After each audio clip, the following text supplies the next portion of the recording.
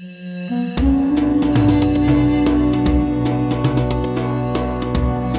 delighted to open with the feature interview with Mr. Mele Kyari, who is the Group CEO of NNPC in Nigeria. Mr. Kyari, thank you so much for joining us. Thank you so much, Diala. Thank you very much for your time also. Well, it's great to have you and to make the most of our time with you. Let's get going. I'll start with let's start with Nigeria. We're going to be discussing Nigeria and then perhaps delving onto OPEC and OPEC Plus and where that might be going. Again, this is all about the outlook for the year ahead and what you see as the most pertinent points to make on that front. Let's talk about Nigeria within the context of OPEC. First of all, we did have many members of the OPEC Plus coalition last year struggling to meet their quotas for production, despite even cuts being made towards the end of last year. Nigeria, of course, was one of those who was suffering with that. You did have production problems. There was sabotage on pipelines, etc. Give us a view at the start of 2023 where things stand in your sort of production projections and whether those challenges are coming under control. Yes, very well. Thank you very much. I think it's very clear from all market analysis that there is a supply shortfall globally. And of course, nobody is doing much to close those supply gap. Remember, in the last 10 years, there is a massive underinvestment in our sector for very many reasons, some for economic reasons, but mostly associated with energy transition conversation.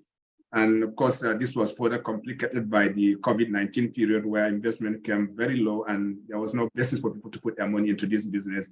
And ultimately, we're seeing the impact of that and definitely for OPEC and the global E&P industry now, we know for sure that efforts are ongoing for people to bring back money into the capital, despite all the restrictions that we're seeing around the financial sector. But definitely, even if you wish to bring back production tomorrow, you can't do it because that's not how it works. When you bring in money into this industry, we know for sure that you need a gestation period, probably 24 months minimum.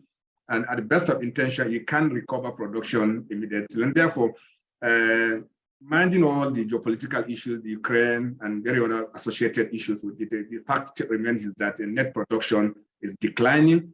Companies are making effort to bring back those production. In our case, we have a different challenge other than just a lack of investment in the last 45 years. There are low investment in the last 45 years. That's correct. That's true of very many other jurisdictions where cash flows don't support the investment. In our case, we had a different challenge, a security challenge that became very manifest early 2022. And of course, we took definite steps to bring back production, and this is paying off. For instance, around July, our net crude oil, excluding condensate, came down to about 1 million barrels. That is low in ever the history of our country and our industry. And of course, that has been restored in a very great, to a great extent because we took some steps, very practical steps that so to handling of all these issues around pipeline security. And this is working. So for us, we see a trajectory of restoring production, including condensate, within the year. Definitely, we believe that we can hit our target of 2.2, but our budget target is 1.8, but we know that it's practical to do 2.2 within 2020, probably by the time of 2023.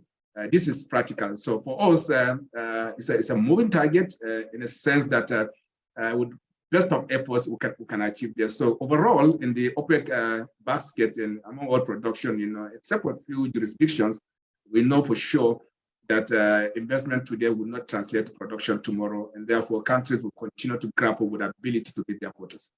Of course, and a lot of pressure now is coming on the OPEC countries, if you like. If you take a medium-term outlook, they're really going to be the ones who are going to be coming up with that incremental production. And as we just said, a few of its members are struggling.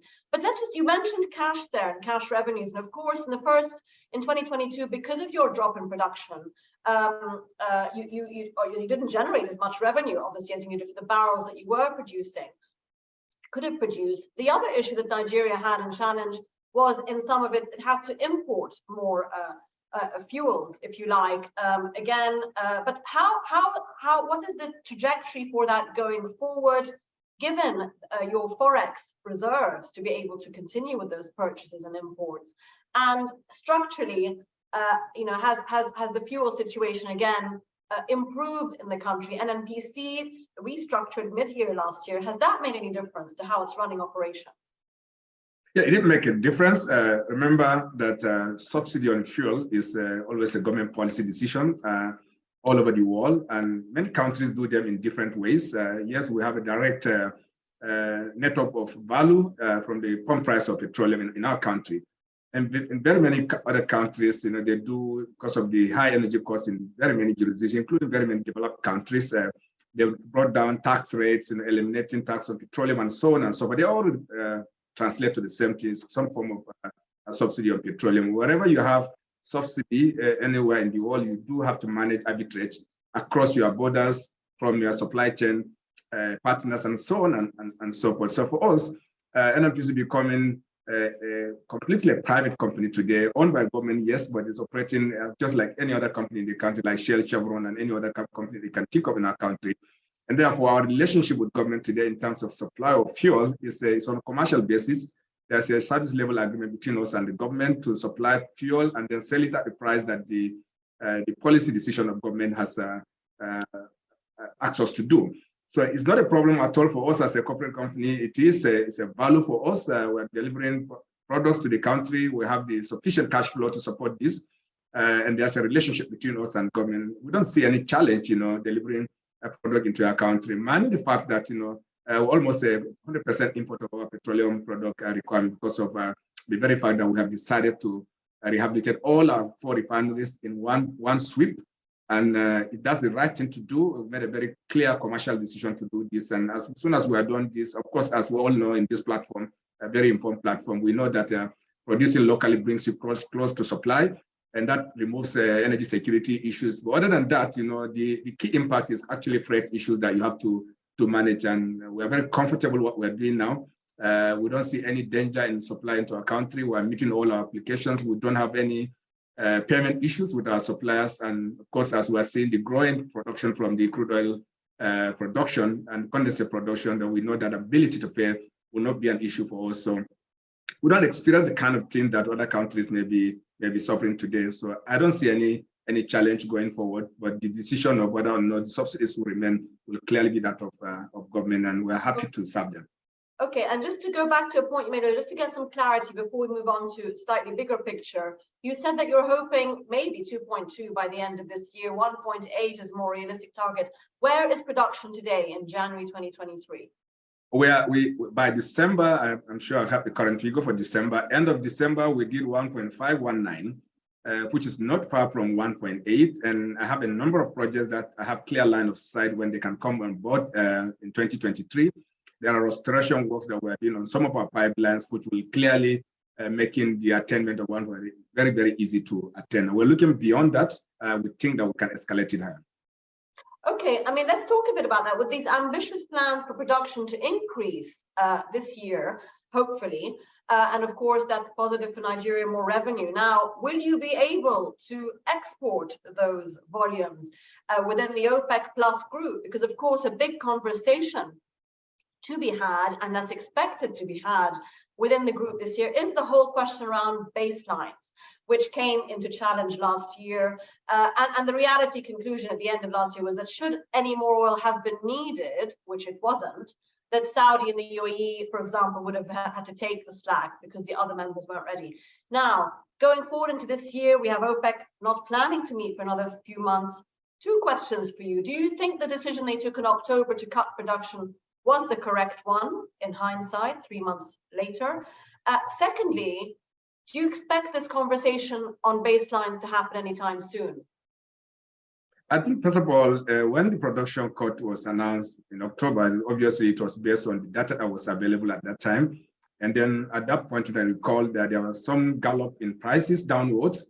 And that may be the reason that they informed this, not that there was visibility of a new production that's going to come up or restoration of production from the asset. I think it was probably a reaction that was informed by the moment. But in today's context, I'm not sure to be necessary to sustain such costs today because supply is still a challenge.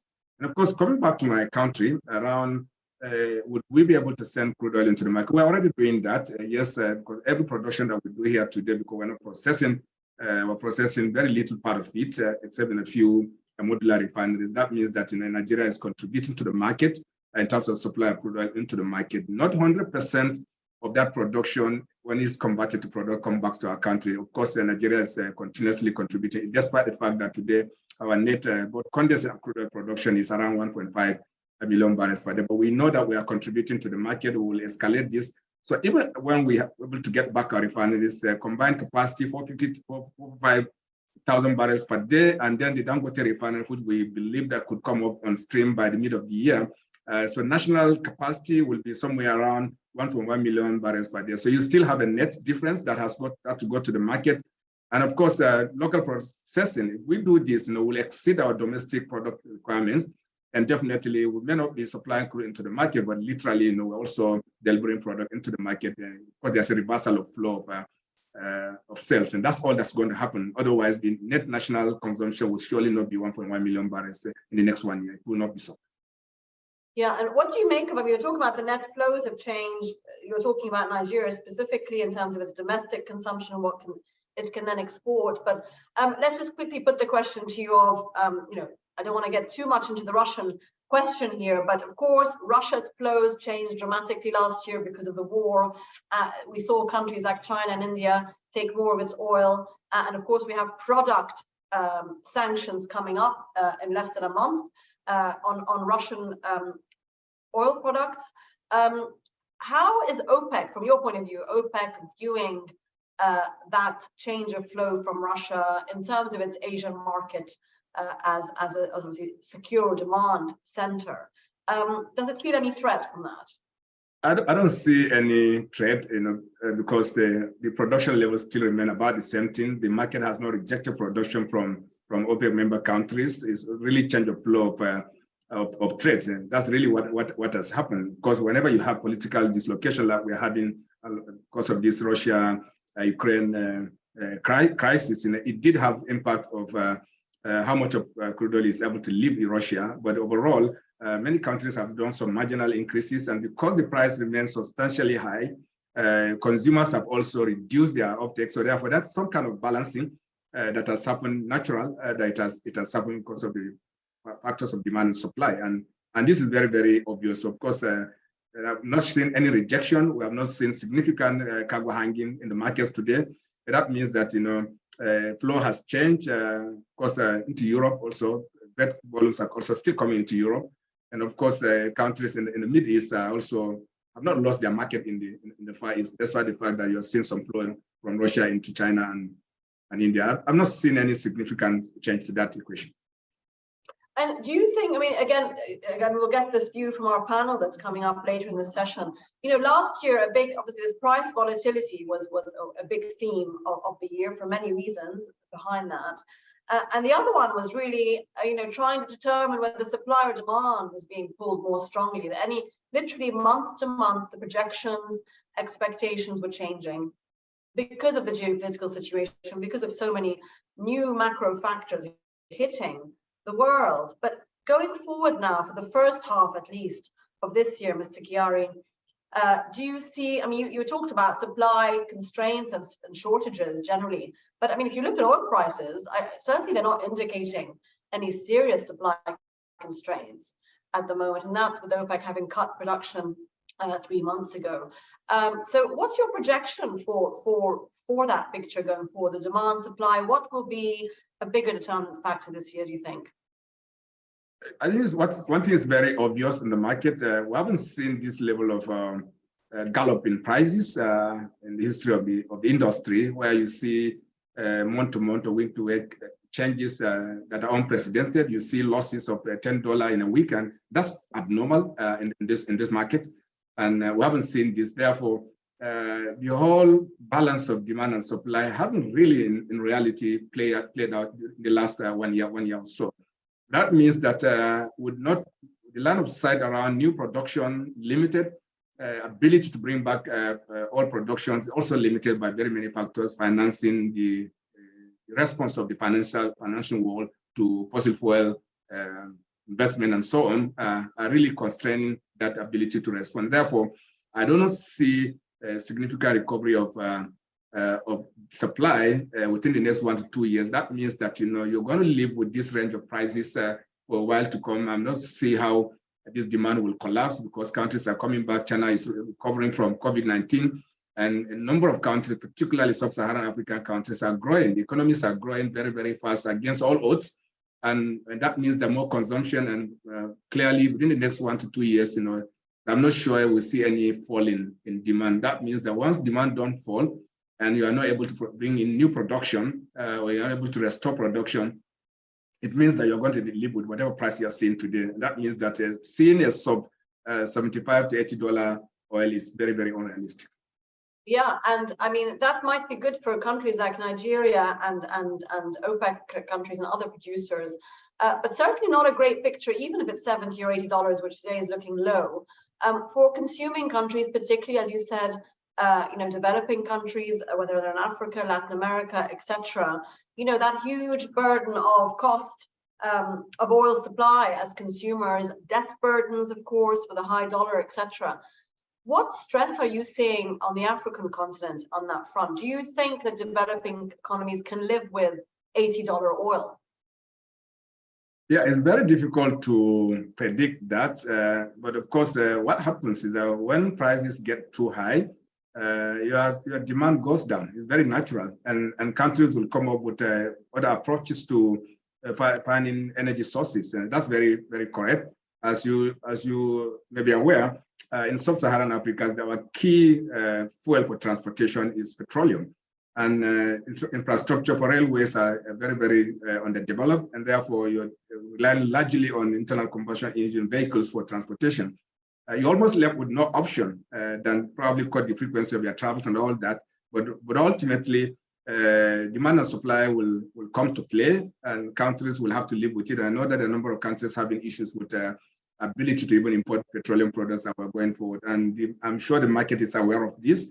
Some of the conversation and engagements that OPEC has put forward is that there needs a balance of pricing so that the consumers are also kept whole and they are not going to any difficulty, while the producing companies also don't lose. So I think there's a balance that is happening, and as you may be aware, in the industry, everybody sees a $60 oil is a good price for both consumers and supplier. But whenever you have extreme issues around supply, then you just live around the $75, $80. And of course, this is a key challenge for many African countries. Of course. And even though Nigeria is a producer, as you said, for the last year, that's been a bit of a challenge for you, because not only have you not been able to reap the revenue from your oil to its maximum, but you've had to import products, which of course have also been priced very expensively the last year. And just quickly on that point, before we wrap up, Mr. Kyari, you mentioned the 4 refineries that are coming online this year, which should improve that situation. Is there an updated date on that, when those will be fully functioning? Yes, well, by half of next year, we'll get one of our refineries, 2 of them to start, and then the third one will not be able to come back by the half of next year.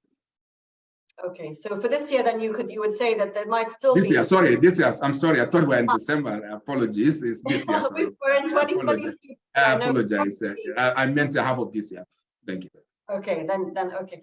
Well, Mr. Kyari, thank you so much. I've been run out of time for our interview with you. Thank you so much for joining us, Mr. Mele Kyari, who is the Group CEO of NNPC. Thank you so much for your time.